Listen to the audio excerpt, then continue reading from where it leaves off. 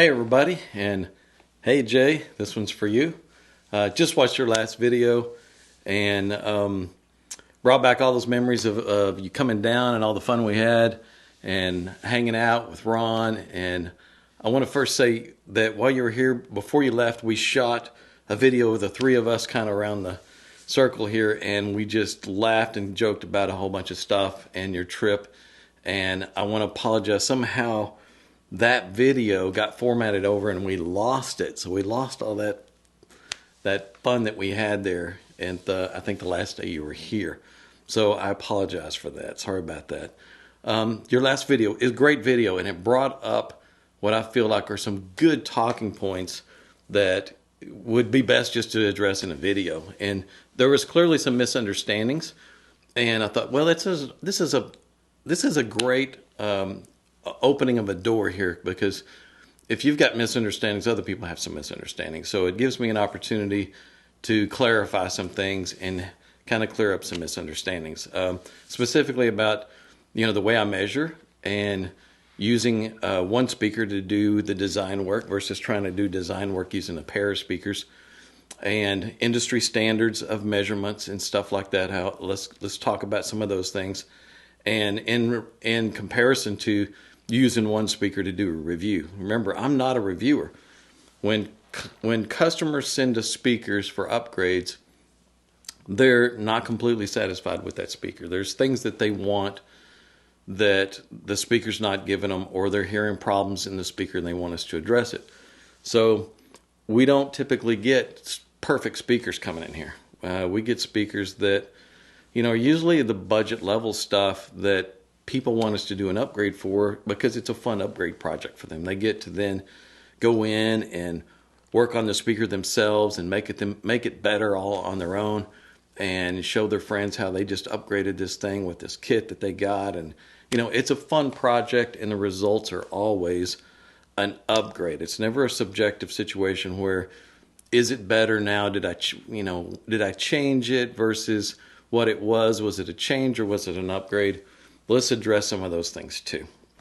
So let's start with how I measure stuff. I know you were a little critical there that I don't measure flat to 20 hertz. Obviously, outside of an anechoic chamber, you can't do that.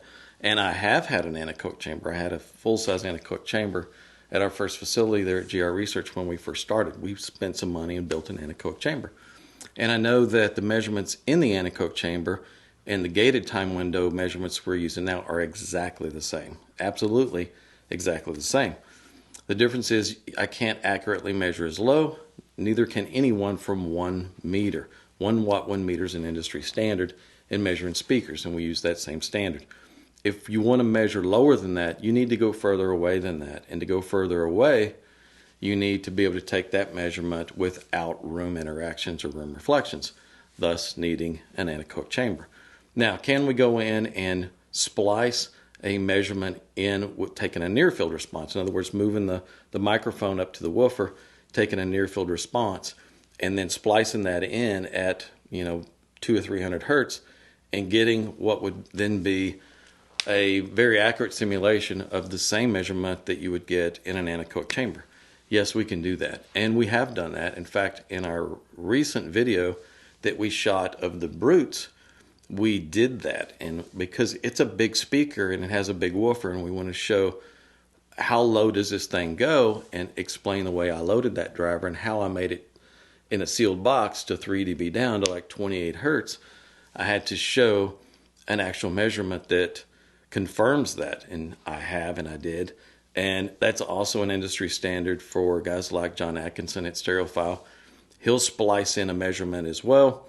And I'll also mention in that same video how one of the reasons I don't do that all the time is there's some inconsistency there. In other words, you can bring the levels up or down as you splice that near field measurement in, and you can make it look kind of any way you want. And if you look at John Atkinson's measurements, you can see that typically there's a bump in the low frequency where he spliced that stuff in, especially if he splices in a port and he splices in a near field. There's a hump down there, and that's really not accurate. Most of those speakers, they really don't have a hump down there. It's just the way he's splicing it in. So there's some inconsistencies there. That's the reason that I don't do that. Another reason is I can take the teal small parameters of one of those woofers, of any woofer, and I can model it within a box, and I can change the port lengths and change the tuning, and I can model exactly what roll-off it's going to have. If I want it to have a gradual roll-off, a flat roll-off, and a knee, and things like that, I can model it and know what it's doing, and I can take an impedance response measurement, and I can confirm that tuning frequency of that port. And so those tools make it easy to not only design that stuff, but to measure and test it as well. And I can go in and do a near field or a near field on the port and splice it all in. However, when I'm doing an upgrade on a speaker that's come in, we don't need to do that because that's not a variable. It's already in a box, it's already tuned, it's already ported, it's already fixed. So there's no way for me to go in and change that stuff. So for me to go in and verify how low that particular speaker rolls off doesn't change what I'm doing for the rest of the crossover.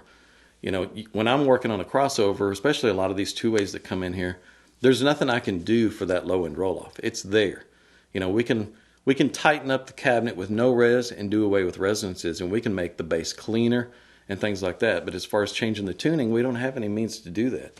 They've already done it. So there's no need for me to even look at and try to evaluate what's going on down there because it's a fixed variable. It's not a variable. It's fixed. So when we're doing, especially a small monitor, a 1 watt 1 meter and doing a gated time window and not really looking at everything below 200 is perfectly fine. And every company in the industry does the exact same thing. It's very much an industry standard. For the guys at NRC to say that's no way to design a speaker, that's totally incorrect. Everybody does that here down in the States. We don't have a research laboratory that we can just all go use for free. And the gated time window element allows us to do the exact same thing as if it were in an anechoic chamber. So it's no big deal. Also, let's talk about using one speaker to do design work. Even recently, you were working with the guys at Creative Sound Solutions, and as you noticed, even with those guys, they're not measuring two speakers. You measure one speaker, and you're looking at what the crossover is doing for that speaker. You don't need to put the other one up there and measure it too. That's like taking the same parts off and putting the same parts back on and measuring again. It's very redundant. We just need one speaker to do the design work. And when they come in, there's usually problems with the speaker. There's phase relationships that we're sometimes having to correct. There's stored energy issues where we've got ringing and things like that we're having to correct. Or there's amplitude issues where tweeters playing 4 dB louder than the woofer. There's all kinds of things that we're looking at that we may have to design a new crossover for in order to correct those things.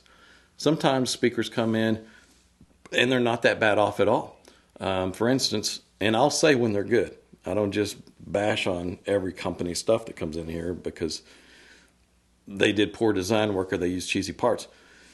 When it's good, I'll say that it's good. And for instance, when an ATC speaker came in and I said, this thing is good. The driver quality is great. They did a good job with designing the crossover. They had air core inductors. They had just, inexpensive polycaps. They had some sandcast resistors. They had some binding posts on there that were fair. They had a cabinet that wasn't braced as well as it should. But overall, other than a tweeter response being a little down on the top end, they did a really great job. The customer wanted a little more resolution, a little more detail. The only thing that we did to that thing was change one resistor, just barely, one value, on the tweeter to bring the tweeter level up just a hair.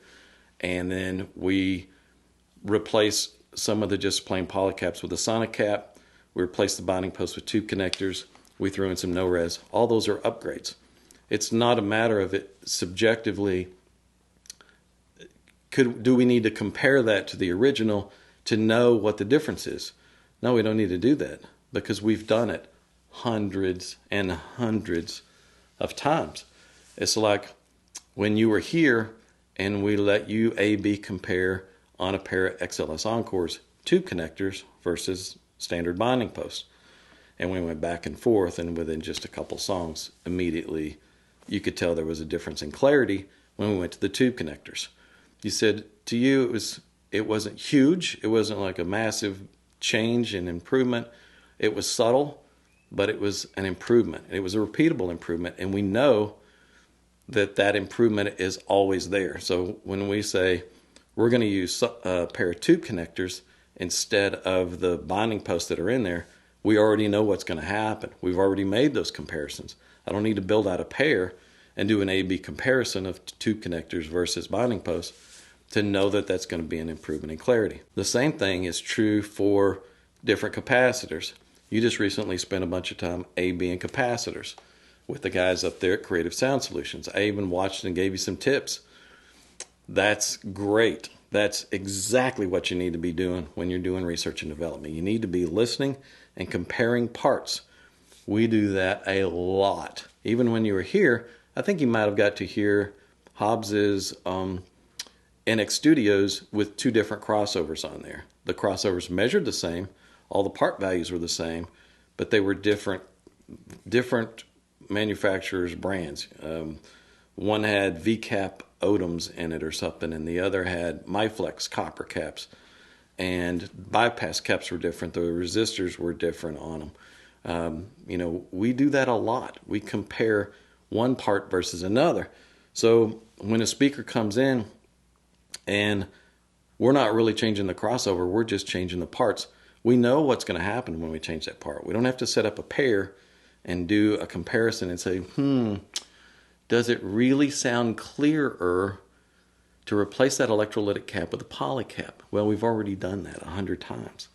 We know that there's a difference in clarity when we go from from electrolytic to a poly cap. We know there's a difference in clarity when we go from a regular poly cap to a Sonic cap or to a MyFlex copper foil cap or a Dueland like you tried. We've tried all that stuff, and we know what that effect is. So when we take a speaker like the ATC and we say we're going to swap out this capacitor in the tweeter circuit for a Sonic cap, we already know what the difference is going to be.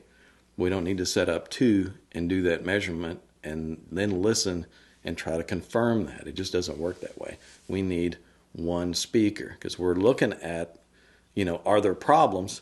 And then we're looking at parts quality and are there areas of improvement? And those areas of improvement are known areas of improvement. It's not a subjective deal where we have to evaluate like we're measuring or listen to 2 different capacitors, like you're listening to a Jansen versus a Dueland, and you were going back and forth and you think, well, that Dueland sounded better, but the price is 10 times more. You're making good decisions on the value of something versus how it sounds. We do that all the time. And we try to find the parts that have the best sound for the least amount of money, especially when we do these upgrades. Most of these upgrade kits, like you said, sometimes the upgrade costs as much as the speaker. And we have to figure out, is it worth it or not? And then the customers have to decide, is it worth it? So there's that aspect of it. And then there's aspects of the speakers come in and we take some measurements on it and we see massive problems. Like with a lot of the clip stuff, we were seeing phase issues. We were seeing the woofer rolling into the tweeter and the response just following the path. They didn't sum. They were out of phase. And in a lot of cases, they were 90 to 100 degrees out of phase. That's a problem. That's not a subjective issue of does it sound better that way or did the company voice it that way. That was a problem.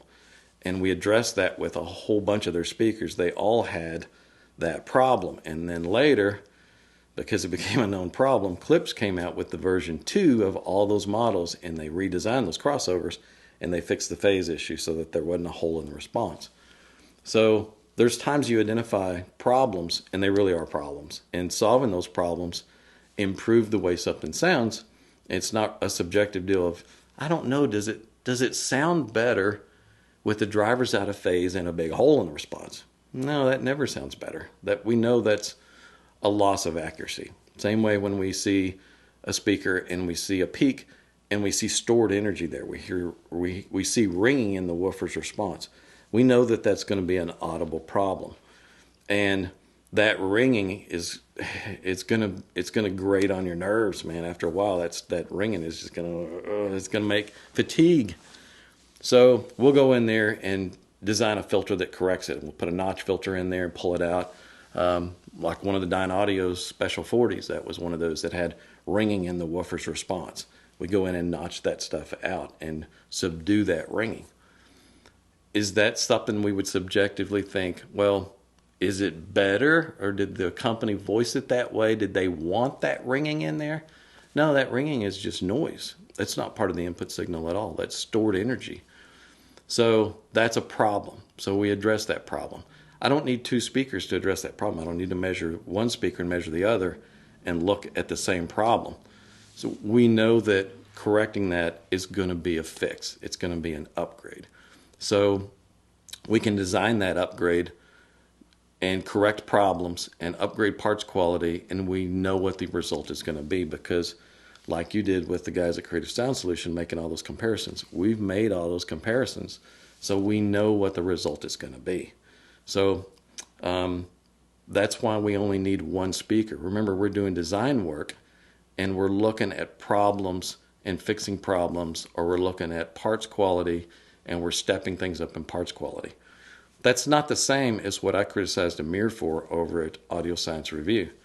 They're doing an actual audio review where they're playing one speaker. That's a completely different situation.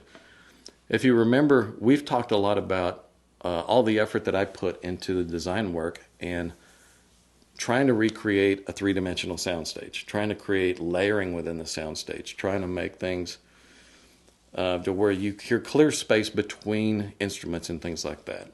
And a lot of that is done from preservation of the upper level harmonics and what I call spatial cues.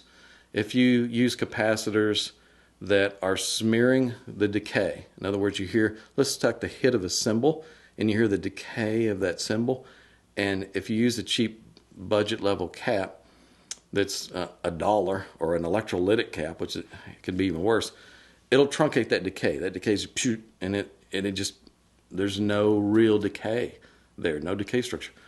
And what happens in the playback when you listen to a pair of speakers and you've truncated those spatial cues in that decay is it flattens out the soundstage. It becomes two-dimensional and there's not as much space between things. So the frequency response may be the same, you know, whether I used one cap or the other cap, just like you noticed when you guys were AB and capacitors, you weren't changing the frequency response. You were changing the signal transfer through that capacitor and how it sounds. You were changing differences in the decay structure, differences in preservation of the signal that creates those spatial cues. So if you suck all of that stuff out of it, you got a dull sounding, flat sounding speaker. It could measure exactly the same, but have much higher quality parts in there, tube connectors, better wiring, better resistors, better capacitors, better inductors. Lots of things come into play that preserve the signal and preserve those harmonics, that decay structure, and that layering within the soundstage. And you get this big three-dimensional field. And we'll change out parts and listen and decide what was the change that it made, because we did like value for like value. Did it create more separation within the soundstage? Did it lose some of the soundstage? What was the effect on it? When you're listening to speakers and you're listening to one speaker, you can't hear any of that. You can't get any of the stuff that we've worked so hard to create, because when you listen to just one speaker, you just hear the tonality of the speaker, and that's about it. I mean, you can hear some of the decay structure, sure, but you're not hearing the stereo effect and the time arrival and how correct that time arrival could be, or how messed up it could be, and how it either creates a three-dimensional sound field or not. It's the same way with pulling the speaker further out into the room or pressing it up against a wall. You can't get that with one speaker. With one speaker, you're not going to get that layered separation that you're going to notice from moving the speakers around in the room. You're just not going to get that. For anybody to do a review and they're listening to a speaker and trying to give feedback on how a speaker sounds and they're listening to one speaker, that is crazy. I stick with that statement. That's absolutely not the same as what I'm doing when I'm doing design work, and I'm doing design work using one speaker. Not the same thing at all. The other thing I want to address, and I appreciate that you listen and you report exactly what you heard. You were here in our listening room and you noticed that, especially when you go to the NX Studio monitor and you shut the subs off, for you it just didn't seem like it had as much bass as you'd like. You would have wanted it to have a little more bass impact. And in fact, you said almost all of our speakers were a little thinner in the bottom end without the subwoofers. There's a reason for that. My preamp has 3 outputs on it. 2 of those outputs are full range, and one of them has a smaller cap value in the coupling position that is a filter that filters out the low frequencies. So we are removing all the low frequencies from everything on that output on the preamp. So absolutely anything you listen to on that output, if you shut the subs off, it's going to sound a little thinner. Now, the tube amps that we have that you listened with and the Class D amp that you listen to have a different input impedance. With the tube amps, the lower range is only affected in about the first octave and a half. It starts up around probably 80 or 100 because it's a first order slope, and it gradually rolls that stuff off. But about the first octave and a half is pulled out of it. If you go to the little chip amps, the Class D amps, the input impedance is different and it pulls it off even higher. So the first 2 octaves are pretty much pulled out of whatever you were listening to on those amps. And that's why that stuff sounds so much thinner. If you remember, I've done videos on doing that and the reasons to do that. I even talked about these little inline filters and how to make them and how you can do that. Because if you take a speaker and you just let it roll off naturally, so you're letting it play all the way down as far as it can and roll off, and then you're rolling the bass all into it. The problem is, once you really start putting a lot of power on something, the woofers in your main speakers or your mini monitors, whatever, they're still subjective to 20 hertz notes, 30 hertz notes, and they're still trying to play it, even though they don't really have any output at those frequencies, it's still trying to play it. So if you go in and you filter that off of it, if you just knock the first octave off, you've relieved half of its excursion. So when you start taking cone excursion away from it, obviously it doesn't play as low, but it settles faster. It's not having to do vocal movements and mid bass while at the same time the woofer's having to do all these bass notes. It'll be cleaner, the distortion's lower, it'll sound better, and your amplifier will have more headroom because you're removing those lows before you even get to that amplifier. So we've done that on most everything that you listen to in here. That was the way we had it set up. And we're letting the subs blend in and give it that fullness in bottom end. That way also we have control over the bottom end. If you thought, I wish it had a little more hit, a little more thump in the chest, just turn the knob up a little more. Just give it a little more oomph, and you can change all that. So it's allowing us a little more flexibility and a variable to where we can go in and adjust that stuff. If I knew you wanted to hear some of that stuff full range without any subs, if I'd known you was doing that, I'd have let you know you could change the input or the output of the preamp over to the next one, and you'd have had a full range signal, and you could have given it a little better evaluation. So that may be my fault that I didn't tell you that you could do that. So it did skew what you heard, and what you heard was correct. So always give you a good thumbs up on your listening. And you are one of those guys that I would be glad to send product to for review, because I know you set things up properly, and I know you move things around now and try to create the best listening situation for each speaker. That's what we look for as manufacturers. We look for in reviewers, people that have a treated room, they can set something up properly, and then they can listen to it and say, this is how it sounded to me in my room. And that's great feedback. We are reluctant as manufacturers and designers to send product out to a reviewer that has no treatment in their room, their speakers are against the wall, they have no carpet on the floor. I mean, they have obviously overwhelming amount of reflections in the room, and the gear that they're playing it on is never going to allow them to hear all the time and effort that I put into trying to recreate a three-dimensional sound field. You're one of those guys, and I appreciate that a lot. And absolutely in the future, If I feel like I'd like additional reviews or feedback on something, you would certainly be one of those guys that I send stuff to. And I appreciate also that you're going to be honest and you're going to say if you like something or if you don't like something. You and I are exactly the same in that regard. If I think something's good, I say it's good. And if it's bad, I'm going to say it's bad. And hopefully the people who watch me and the people who watch you appreciate that and will put more faith in what we say over a lot of these, and I hate to say it, but young YouTube reviewers who are still learning, but not just young YouTube reviewers, but any reviewers that don't have the experience that you do in learning and knowing how to set things up. I really do appreciate that. And I appreciate the video you just did. Hopefully, I didn't mean for this to be really long, and hopefully it was a good tech talk style video. Like I say, you really opened some things up to what I felt like needed more discussion, and hopefully everyone else appreciated it as well. A little more insight into the way I do things. And that's it for this video, and I'll see you guys in the next one.